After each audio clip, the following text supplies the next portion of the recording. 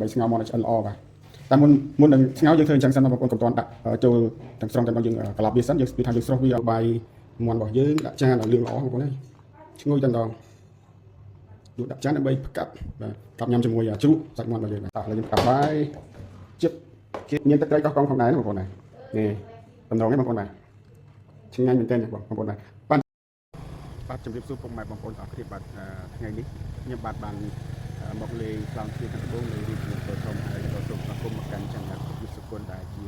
channel ចំអិនម្ហូបខ្មែរផងដែរបងប្អូនបាទហើយថ្ងៃនេះគុកវិសុគន្ធសូមលើកយកម្ហូបបាយម្ហូបមកចំអិនជូនបងប្អូនទស្សនាក៏ដូចជារៀនធ្វើតាមផងដែរបាទម្ហូបនេះមានឈ្មោះថាបាយមាន់បាទចឹងដើម្បីកុំឲ្យខាតពេលយូរសូមបងប្អូនទៅទស្សនាតាមដានទស្សនាជាមួយខ្ញុំបាទក្នុងការចំអិនបាយមាន់ទាំងអស់គ្នាបាទបងប្អូនបាទសូមអញ្ជើញបាទសូមស្វាគមន៍មកកាន់ channel គុកវិសុគន្ធទាំងអស់គ្នាបងប្អូនបាទថ្ងៃនេះខ្ញុំបាទធ្វើបាយមាន់ពិសេសគឺសម្រាប់បងប្អូនចំអិនសម្រាប់បងប្អូនទស្សនាក៏ដូចជាការរៀនធ្វើតាមផងដែរបងប្អូនបាទអញ្ចឹងមុននឹងទៅចំអិនបាយមាន់ទាំងអស់គ្នាគឺសូមអ្នកទាំងអស់គ្នាមកមើលនៅគ្រឿងផ្សំសម្រាប់ធ្វើបាយមាន់ជាមុនសិនបងប្អូនតើមានអ្វីខ្លះបងប្អូនខ្ញុំបាទនឹងបង្ហាញបងប្អូនម្ដងមួយដោយបំពេញនៅអក្សរបាទដើម្បីឲ្យបងប្អូនរៀនធ្វើតាមផងដែរបងប្អូនបាទអញ្ចឹងសូមអញ្ជើញទស្សនាទាំងអស់គ្នាបាទគ្រឿងផ្សំគោលគឺអង្ករបងប្អូនក៏រំដួលបងប្អូនក៏រំដួលនេះគឺបាយទុនល្អវាមិនទុនវាមិនរឹងហើយក្រអូបតែម្ដងខ្លះក្រអូបបាទអង្ករស្រែអង្កររបស់កសិករខ្មែរយើងគឺអង្ករការរំដួលបងប្អូនបាទហើយជាបន្តទៀតគឺបាទគឺមាន់នេះគឺជាគ្រឿងផ្សំគោលហើយបាទបន្ទាប់ពីអង្ករគឺមាន់នេះគឺមាន់ខ្មែររបស់យើងគឺមាន់ចិញ្ចឹមតាមផ្ទះបាទបងប្អូនបាទគឺយើងយកមាន់ខ្មែរគឺមានរសជាតិឆ្ងាញ់បងប្អូនបាទបន្តមកទៀតគឺប៊ីចេងបងប្អូនណាយើងធ្វើការដើម្បីយើងដណ្ដើមបាយមាន់គឺយើងត្រូវមានគ្រឿងដូចជាប៊ីចេងបាទមានស្ករត្នោតបងប្អូនបាទស្ករត្នោតមានម្សៅស៊ុបបងប្អូនណាម្សៅស៊ុបបាទហើយមានអានេះខ្ញីបងប្អូនបាទខ្ញីយើងចិតស្ដាងចុងមកដើម្បីយើងសម្រាប់ដាក់នៅក្នុងទឹកដើម្បីស្ងោរមាន់បងប្អូនបាទហើយនេះគឺជាល្មៀតក្បាលល្មៀតយើងយកមកដុំធំចឹងមកហើយលាងឲ្យស្អាតទៅយើងដំឲ្យទូក៏យើងបុកពូតយកទឹកក៏បានដែរប៉ុន្តែខ្ញុំដាក់អញ្ចឹងទៅគាត់តែដំឲ្យវាទូទៅបែកទៅបើវាចេញជាតិហើយយើងដាក់សម្រាប់ស្ងោរមាន់ផងដែរបាទដើម្បីឲ្យសាច់មាន់របស់យើងមានពណ៌លឿងល្អហើយនឹងបាយរបស់យើងក៏មានពណ៌លឿងល្អព្រោះយើងយកទឹកស៊ុបដែលស្ងោរមាន់ហ្នឹងយកទៅដាំបាយបងប្អូនបាទហើយបន្តទៀតគឺខ្ទឹមសយើងយកមកលីងបាទលីងជាមួយខ្ញីអីចឹងទៅដើម្បីលីងជាមួយខ្ញីជាមុនសិនដើម្បីឲ្យវាឈ្ងុយដើម្បីយើងធ្វើការដាក់ទឹកដាំដើម្បីស្ងោរមាន់បាទហើយជាបន្តទៀតគឺស្លឹកខ្ទឹមបងប្អូនយើងយកទាំងគល់ទាំងស្លឹកចឹងមកដើម្បីយើងបង់ចូលទៅក្នុងទឹកដើម្បីស្ងោរមាន់បាទដើម្បីធ្វើឲ្យទឹកស៊ុបរបស់យើងឈ្ងុយហើយកាត់ក្លិនមាន់ផងដែរបាទកាត់ឆ្អាបបាទជាបន្តទៀតគឺជ្រក់បងប្អូនគឺបាយមាន់នេះយើងញ៉ាំជាមួយជ្រក់បាទជ្រក់របស់ខ្ញុំគឺខ្ញុំលាយបន្លែដូចជាការ៉ុតបាទមានការ៉ុតមានត្រសក់និងមើមឆៃថៃបាទហើយមានខ្ទឹមសខ្ទឹមក្រហមលាយគ្នាហ្នឹងទៅបាទយើងធ្វើទុកឲ្យហើយដើម្បីយើងដាក់នៅក្នុងទូទឹកកកដើម្បីត្រៀមទុកញ៉ាំជាមួយបាយមាន់បងប្អូនបាទនេះទឹកស្អាតបងប្អូនទឹកស្អាតយើងត្រៀមទុកធ្វើស្ងោរមាន់បងប្អូនបាទ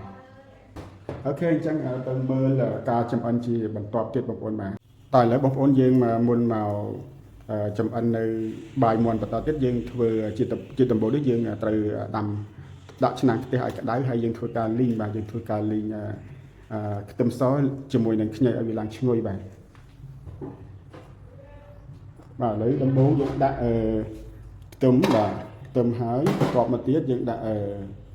ខ្ញីបាទយើងលីងវាទៅបាទលីងវាឲ្យឈ្ងុយបាទលីងវាឲ្យឈ្ងុយហើយបន្ទាប់មកយើងដាក់ទឹកចូលដើម្បីស្ងោរមាន់របស់យើងឲ្យវាមាន់ហ្នឹងមានក្លិនឈ្ងុយបងប្អូនបាទអញ្ចឹងយើងលីងតាខ្ទឹមសហើយនឹងខ្ញីសិនទេយើងលីងតែពីមុខហ្នឹងបានហើយបាទលីងតែពីមុខនេះសិនទៅបាទដើម្បីឲ្យចេញក្លិនឈ្ងុយចាំយើងធ្វើការដាក់ទឹកបាទឥឡូវយើងលីងឃើញថាខ្ញីហើយនឹងខ្ទឹមសរបស់យើងមានក្លិនឈ្ងុយចេញមកហើយបាទក្លិនឈ្ងុយជះក្លិនឈ្ងុយមកហើយ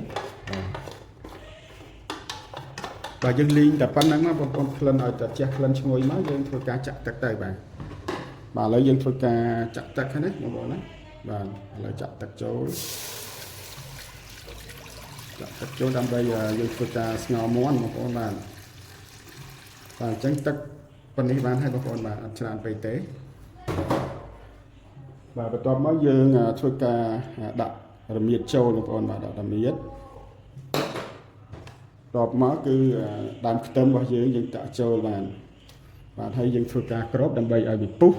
chỉ muốn sân bàn tập những phơi cá đã mòn châu và bông con lấy những màu phơi bàn to tiết nơi bài mòn bao nhiêu mà con lấy những bài mới tập bao nhiêu những khinh thà pú lọ hay bông con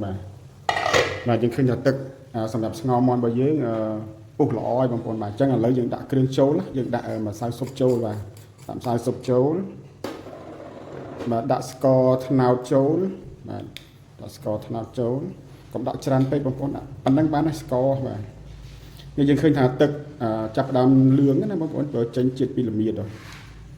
tranh triệt pyramid bao nhiêu là lấy khơi thảទឹកlương lọ và hay bị chênh mà kêu sầm yếm dương thưa bài mòn miền là phần nắng bông con đã lược pin nắng vì ăn nhanh cái bông con mà khi là lấy dương chập đã mòn châu bông con mà đã mòn châu và bảy ngào mòn là ăn lọ và ta muốn đừng ngáo dương thời chẳng sân mà một con cầm toàn đã châu đằng sông tầm đó dương cả lạp bia sắn dương đi thang dương sông bia sọp sắn đó một con là sọp sạch mòn sân một con mà hay chăm đã ngáo một con mà chẳng sân máu thì lấy dương tạ chương hay là cọp rồi chẳng làm trôi lại này ok lấy dương chập đàm crop sắn đâm bây tục mòn là bao dương ai bia ăn lọ cho món sân chập chăm dương mà mờ bằng tàu tiết bằng con này ta lấy bông con dương mà bạc mờ mòn ngào bao nhiêu ta sập miền sập phía bạc ná là này mà nhưng khi ta tật phục lọ mà mòn dương có sạch có lương á cứ đời xa chọp chiết làm miết bò làm miết bằng con mà hay lần chúa giờ tật ngào mòn bao nhiêu nó chúa vậy mà chúa khi ấy hay là miết bằng con mà bà hay mòn bao nhiêu nhưng khi ta bò lương lọ bằng con này từ người ta ăn bài bởi vì ăn đặt chứ ăn đặt trên bị luôn đấy nè khi tập tại sao ta tập 4 như thưa ca tập lọp món nó chỉ muốn tất cả đại sân chỉ còn toàn đã ngào phim chẳng đã thưa ở sẽ bài món nó vì nơi rung chật món ăn bài trên vì ăn đặt là hay chứ nào mà con phải vậy bà nhưng khi tham gia mình toàn phơi lọ thì tầm ban sẽ 80 rồi vậy và lấy dương crop tục hay chia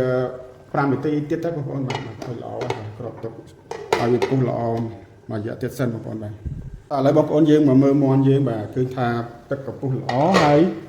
sẽ phim mòn bao dương gặp phơi lọ đây bọc ôn phơi lọ hay sạch cò lọ này sạch làng lương từng đôi một con mà sạch làng lương chắc dương hơi tha phơi lọ hay bọc ôn mà chắc dương chặt đàm strong làm bây giờ đàm bài mà đâu dương thôi cả đàm bài mà đâu dương strong mòn ngào bao dương tục mình lỡ sân một con mà và tụi mình đời sáng dương cho mấy dương cặp sai chỉ đông đã cho mỗi bài bao giờ lấy dương thua cả 5 bài chỉ một sân một có chơi bờ to tiệt sân một lấy một con mà dương mà chập đam bài và đam bài dương thuê cá chặt ăn có trôi bông con bà chặt có trôi đam bay đam bà và có đi nhom liếng xa thái dương liếng bay buồn tắc các bông con bà và cá đồng đuối bông con cứ có nó cứ bài ngắn nha và bài ngắn những tên con này những thôi ca đam bài sân này đam bài nó cứ dương ở bên vô tật xa rồi có tật ấy xe vô mà đám nó con cứ dương pra tật ngào mòn bao dương mình đang một con bà lớn ní tật ngào mòn bao dương chạ châu tay vào một con đặt tật chởn pe chứ phù thì co ca đồng đua lấy cứ tôn bài tôn là mò mà dương đã không chởn pe vào tập ban này và phần lấy ban này giờ lấy dương thôi ca đam bài lấy dương thôi ca đam bài những con bài lấy dương chập đam mà cho công tắc đam bài chấm ảnh bài của dương bạn thế nên dương rong trăm mà đập tam thì ti cái mấy trăm dương mà bài mở bài bao dương này con này bạn bông con này lấy dương mà mở bài bao dương ta miền sập hiệpแบบนั้นanh lọ rồi cóอย่างไม่ได้ก็miền po ấyอย่างไม่ใช่บางคนตาเลยdương mà mở bài bao dươngนะโอเคยังเคยทำปอเรื่องสะอาดได้บางคนมาเลยdương dùng cái chui sân này ជ្រួយវាឲ្យវាទៅសោះសិនណាពេលថាស្រួយល្អបងប្អូនហើយស្រួយល្អហើយអញ្ចឹងយើងស្រួយហើយយើងធ្វើការក្របហើយផ្ងំវាទុករយៈពេល10នាទីអីទៀតបងប្អូនចាំយើងធ្វើការដួសញ៉ាំយើងឃើញថាបាយរបស់យើងល្អបាទពណ៌លឿងឡើងល្អមែនទែនបាទហើយក្លិនឈ្ងុយបាទក្លិនឈ្ងុយល្មៀតបាទក្លិនឈ្ងុយល្មៀតហើយនឹងមាន់បាទល្អមែនទែនបងប្អូន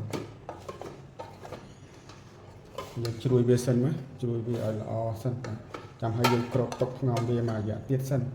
ចាំយើងធ្វើការញ៉ាំបាទការដួសញ៉ាំ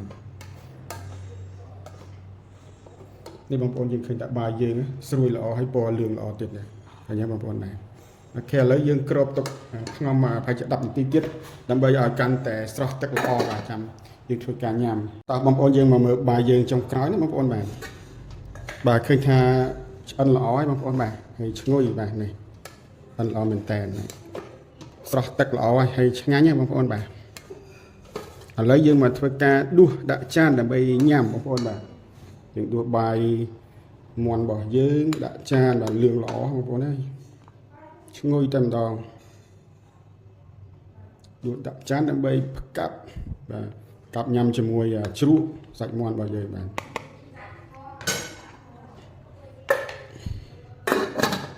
តោះឥឡូវយើងកាប់បាយ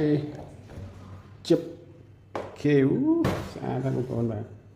តែនេះយើងមានទឹកត្រីកោះកុងផងដែរណាបងប្អូនបាទនេះតំណងហ្នឹងបងប្អូនបាទឆ្ងាញ់មែនទែនបងប្អូនបាទបាទអញ្ចឹងការធ្វើបាយមាន់របស់ខ្ញុំថ្ងៃនេះគឺដល់ទីបញ្ចប់ហើយបងប្អូនបាទអញ្ចឹងបើសិនជាបងប្អូនគិតថាវីដេអូរបស់ខ្ញុំបាទមានប្រយោជន៍សម្រាប់បងប្អូនសូមបងប្អូនសូមជួយចុច Subscribe ម្នាក់មួយផងបងប្អូនបាទដើម្បីទទួលបាននៅមុខម្ហូបក្រោយៗទៀតបងប្អូនប្លែកថ្មីបងប្អូនបាទគឺមិនចេះអស់ហើយបងប្អូនគឺមុខម្ហូបរបស់ខ្ញុំបាទចឹងជាចុងក្រោយបាទខ្ញុំបាទសូមអរគុណនិងសូមជម្រាបលាសន្យាជួបបងប្អូននៅវីដេអូបន្តទៀតបាទអរគុណបាយបាយ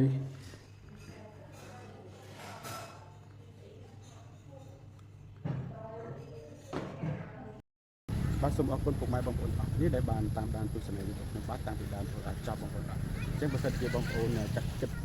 គិតថា